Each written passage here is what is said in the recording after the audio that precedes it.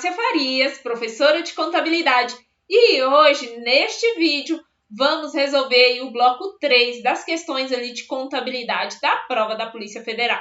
Bem, pessoal, será um gabarito aí extraoficial, porque não saiu ainda o gabarito ali da banca. E acredito que essa prova, pessoal, vai ser parâmetro aí para as demais provas aí para a banca Sebrasp, nessas provas aí previstas para o ano de 2021. Lembrando, você que não conseguiu êxito aqui na Polícia Federal, vai dar certo na PCDF. Bem, pessoal, antes de iniciarmos aí a correção da nossa prova, eu quero saber, você já se inscreveu aqui no canal? Se inscreve aí para ajudar a gente. E vamos lá, então, fazer a nossa correção aí da prova de agente. Então, vamos aí à nossa prova. Ele traz ali para nós algumas informações, não iremos utilizar aí para a nossa primeira questão. Primeira questão ali de contabilidade é a questão 97, lá na prova de agente, diz o seguinte: considerando os elementos patrimoniais apresentados nessa situação hipotética, julgue os itens a seguir.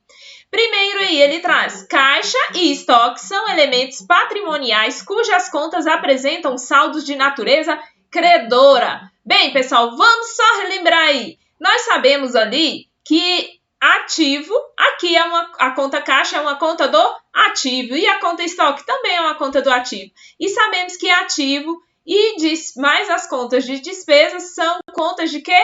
São contas devedoras. E o passivo mais o PL e as contas de receita são contas o quê? Credoras. Logo, caixa e estoque são contas do ativo. Se são contas do ativo, não são contas o quê? Credoras. E são contas o quê? Devedoras. Então, nosso gabarito aqui da questão 97 está errado.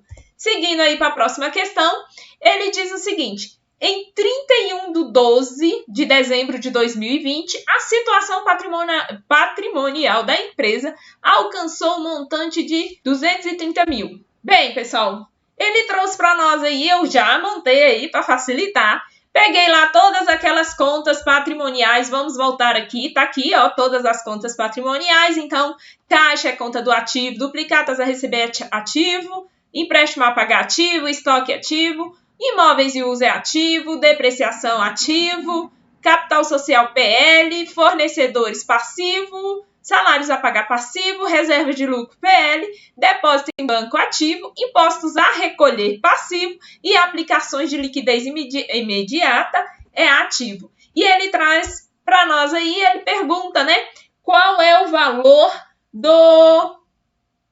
da situação patrimonial. Pessoal, nesse caso, a situação patrimonial vai ser o quê? O valor do patrimônio líquido. E aí eu posso resolver essa questão de duas formas. Uma forma, somando ali as contas patrimoniais, que no caso é capital social e reserva de lucro. Somei as duas aí, vai dar quanto? 230. Outra forma era eu aplicar aquela formulazinha lá que nós já conhecemos, que é o quê? PL é igual a ativo menos passivo. E aqui nós temos um PL de um ativo de 340 menos o passivo de 110. Nós encontraríamos aí o patrimônio líquido de 230. Logo, essa questão nossa aí, 98, ela está correta. Seguindo aí, lá na questão 99, as disponibilidades da empresa totalizam-se em 30 mil. O que é disponibilidade, pessoal? A Lei 6.404 estabelece lá no seu artigo 178 que no ativo as contas serão dispostas em ordem decrescente de grau de liquidez. Dentro desse conceito aí, as contas de disponibilidade são as primeiras a serem apresentadas no balanço patrimonial. E isso também eu encontro lá no artigo 179 da lei, que ele traz para nós ali que o ativo circulante inicia-se a partir das disponibilidades. E o que nós temos de disponibilidade lá naquele quadro? são as primeiras contas ali. Então, são o quê? Caixa, depósito em banco e aplicação financeira de liquidez imediata. Logo, o total é de 60 mil e não 30 mil, conforme informado aqui pela questão. Essa daqui é uma questão errada. Próxima questão diz o seguinte: os saldos dos recursos aplicados no ativo, da empresa totalizam 350 em 31 de dezembro de 2020. Desse total, 120 foram provenientes de capital de terceiros. Bem, pessoal, nesse caso aí, vamos voltar aqui com o nosso balanço. Pessoal, qual é o total do ativo aí? Ele fala, ó, o total dos saldos aplicados no ativo é de quanto? 350? Não é 350, é 340, porque aqui eu tenho uma depreciação. Depreciação acumulada é uma conta retificadora do ativo. E conta retificadora do ativo é uma conta que reduz o saldo do ativo. Por isso que é 340 e não 350 aqui, conforme informado pela questão.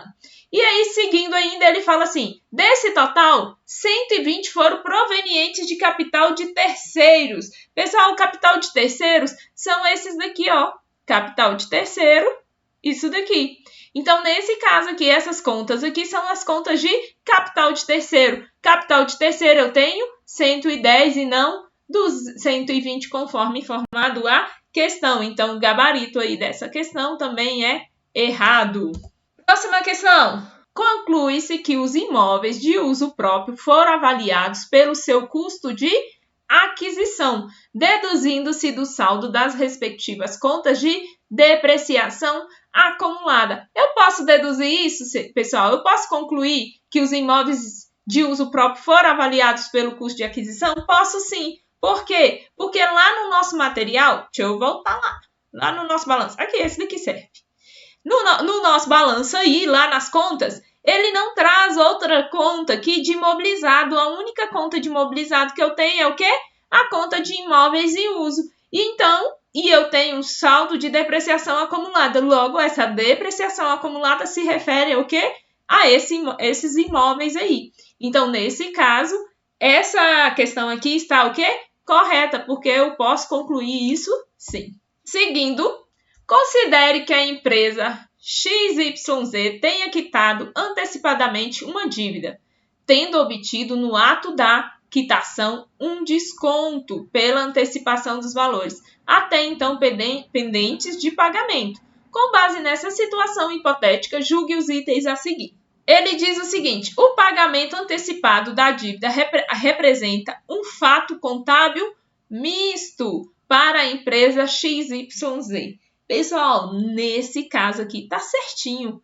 É um fato misto mesmo. Pagamento antecipado de dívida representa o quê? Um fato misto. Por quê? Porque ele pagou e obteve o quê? Um desconto pela antecipação. Então, nesse caso aí, qual seria o lançamento que nós faríamos aí? Eu ia debitar o quê? Ia debitar o quê?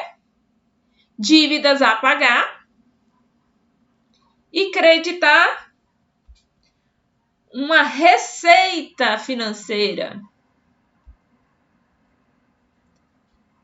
E creditar caixa.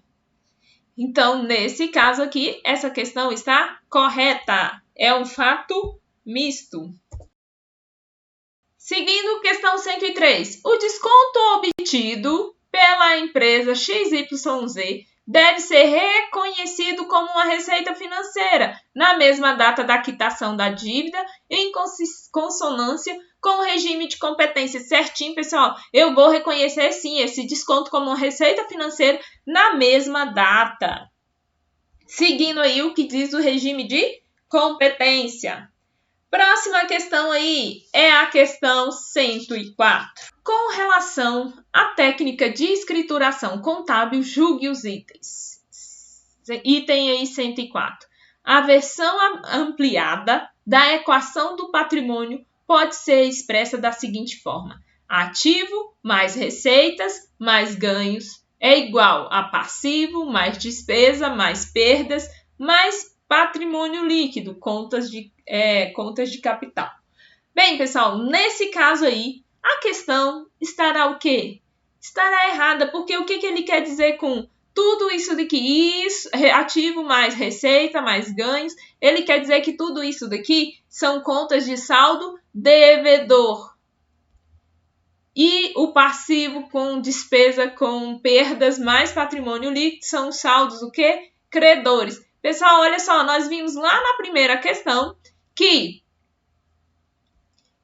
receita tem saldo o quê? Essa daqui tem o saldo. Qual é o saldo? Saldo credor. E as despesas têm saldo o quê? Saldo devedor. Então, não é uma versão ampliada aí do patrimônio. Está errado.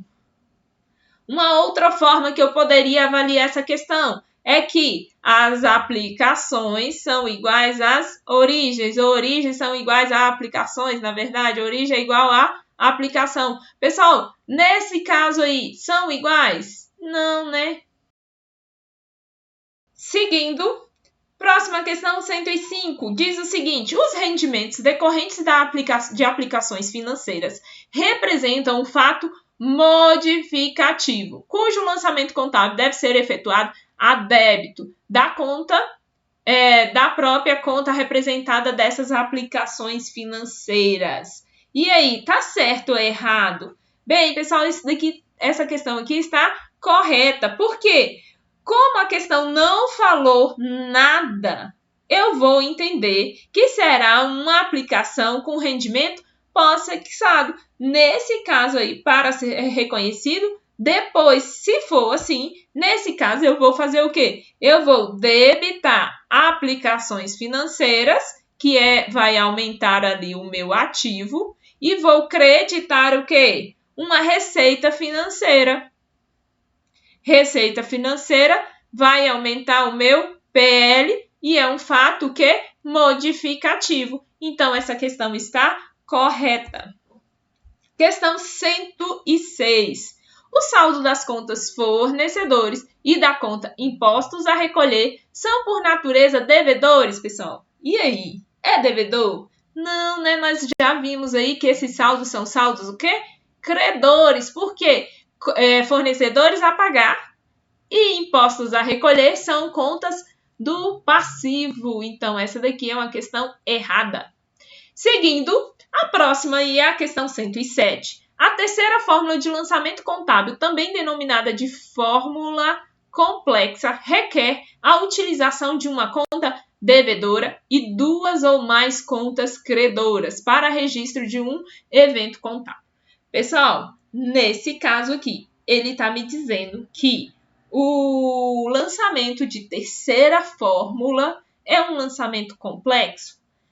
Não. Por que não é? Porque nós sabemos que para cada um débito para um crédito vai ser o quê? Primeira fórmula. E de primeira fórmula é um lançamento o quê? Simples. Se eu tenho um débito para 2 créditos, vai ser o quê? Segunda fórmula. E esse daqui vai ser o lançamento o quê? Composto. E se eu tenho 2 débitos para um crédito, vai ser o quê? Terceira fórmula. E nesse caso aqui vai ser um lançamento com fórmula composta também. E se eu tenho 2 débitos para 2 créditos, lançamento de quarta fórmula. Nesse caso, esse daqui vai ser o quê? Complexo. Certo? Então, a questão está errada, porque ele está falando que é terceira e não é terceira, é quarta fórmula que é complexa. Então, os lançamentos de quarta fórmula que são complexos. Então, a questão aqui também está errada. Seguindo, as contas de compensação destinam-se ao controle e ao registro contábil dos fatos, que pode vir a provocar alterações no patrimônio da entidade no futuro. Nesse caso aí, essa questão está o quê? Correta. As contas de compensação destinam-se, de fato, ao controle ali. Então, está correta. 109. No livro Razão, devem ser apresentados o saldo das contas representativas dos elementos patrimoniais de uma unidade. Pessoal, essa questão aqui, ela está correta também. Por quê? Porque nós sabemos ali que no Razão, ele vai apresentar o quê? Todas as contas, tanto as contas patrimoniais quanto as contas de resultado. Porém, a questão não está falando somente. Não está completo, mas está correto até aqui. Então, está correto aí nosso gabarito. Nós vamos colocar aí como correto. Seguindo, de acordo com a NBC, TSP, estrutura conceitual, julgue os itens que seguem abaixo. Bem, pessoal, ele traz aqui na questão 110, isso daqui já pega ali a estrutura conceitual, a norma ali aplicada ao setor público. Então, vamos ver aí. 110. O custo de liberação é uma base de mensuração aplicável aos ativos em geral, representando o montante necessário para a baixa imediata de um bem ou um direito sob o controle da entidade.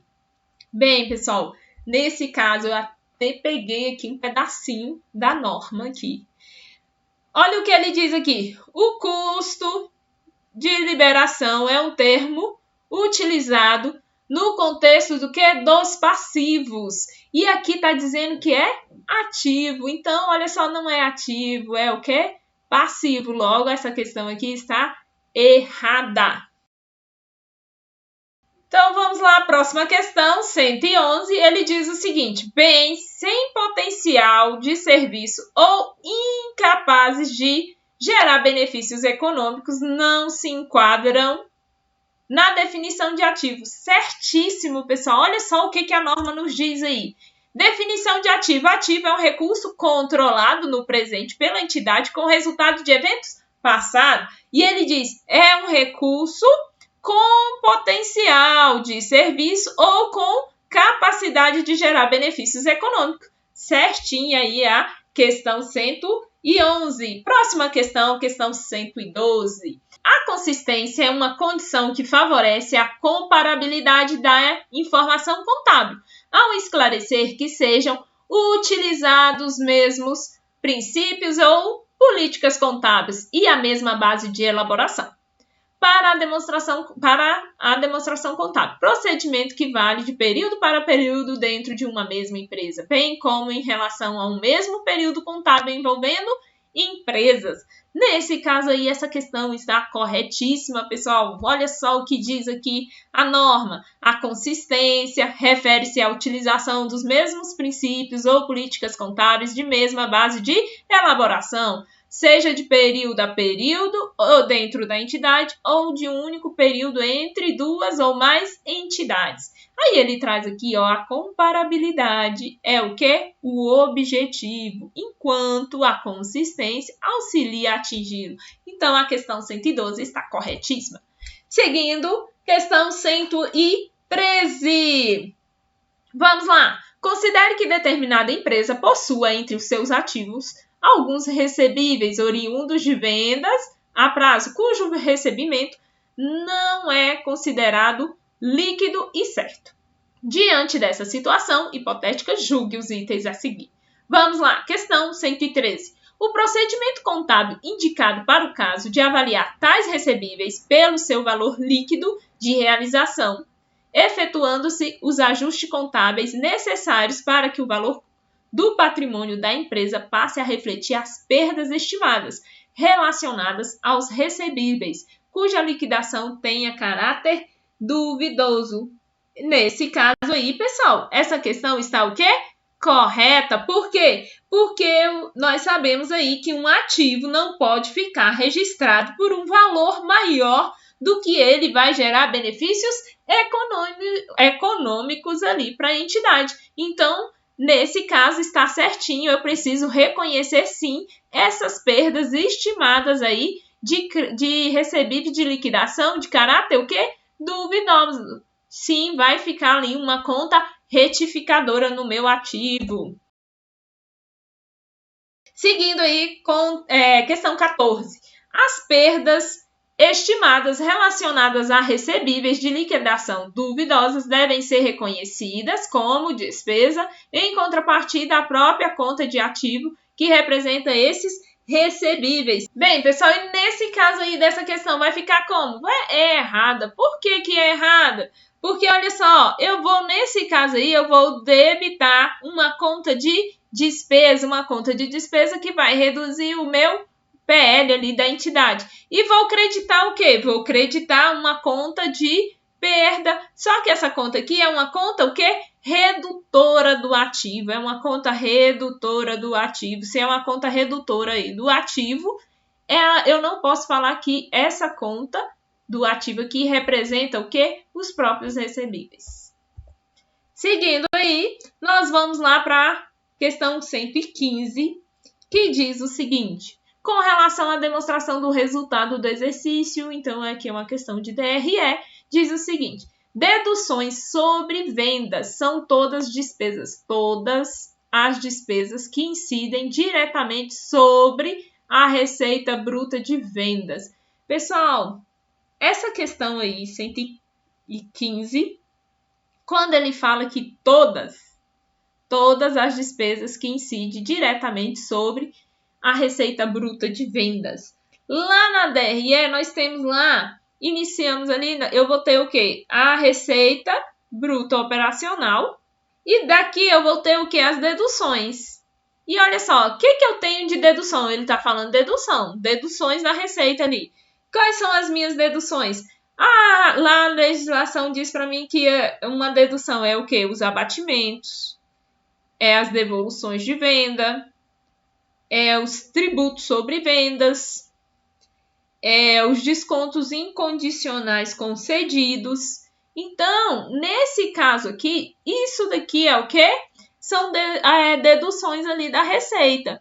Quando ele fala todas, eu fico na dúvida. Por quê? Porque eu tenho, por exemplo, aí, comissão de vendedores.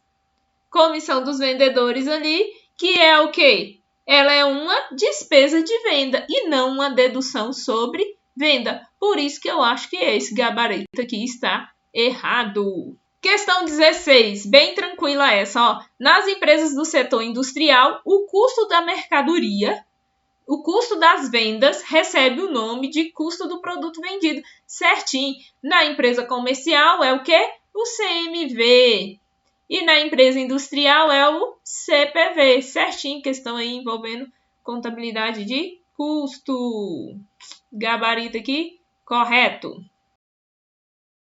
Questão 17. Adiantamento a empregados é uma despesa administrativa que deve ser tratada na demonstração do resultado do exercício como item de natureza operacional. Pessoal, adiantamento a empregados é o quê? É um fato permutativo. Por que é um fato permutativo? Porque, na verdade, pessoal, o fato gerador ainda não ocorreu. Então, eu não posso reconhecer ali como uma despesa. Seguindo aí, nós vamos lá para a questão 118. Com relação aos pronunciamentos técnicos do Comitê de Pronunciamentos Contábeis, CPC, julgue os próximos itens. Item 118. A dívida que uma entidade mantém com o intuito de negociar no mercado deve ser classificado no passivo circulante. Passivo circulante. Pessoal, certinho. Qualquer item, seja para venda, para negociação, eu vou classificar onde? No circulante. Como nesse caso aí, é uma dívida que ele pretende negociar. Então, se ele quer negociar essa dívida, é passivo. E é passivo o quê? Circulante. Então, aqui está correto. Seguindo, questão 19. O valor residual de um ativo deve ser considerado para fins de cálculo do seu valor depreciável. Bem, pessoal, nesse caso aqui, a questão está errada. Por que está errada, professora? Porque valor depreciável vai ser igual ao quê? Valor do bem menos o valor residual. E a questão está falando que o valor residual Não deve, não, pessoal, ele deve sim, ele deve ser considerado no momento do cálculo ali para depreciação. Questão 20, ele traz o seguinte: um ativo intangível com vida útil definida. Olha só, definida, a vida útil dele está definida. Está sujeito à amortização do seu valor, a qual terá o início no momento em qual tal ativo estiver disponível para uso. Pessoal, essa questão está corretíssima. Por quê? Porque ativo intangível, quando for definida, com vida útil definida, eu vou o quê? Amortizar. Agora, quando for um ativo com vida útil indefinida, eu não vou o quê? Não devo amortizar. Tranquilo? Então, é só você lembrar. Vida útil definida, deve amortizar. Vida útil indefinida, não vou amortizar. Bem, pessoal, chegamos ao final da correção do bloco 3, ali da prova da Polícia Federal. Vamos aguardar o gabarito oficial e verificar se o nosso gabarito aí ficou igual ao gabarito oficial ali proposto pela banca. Grande abraço a todos e até a próxima!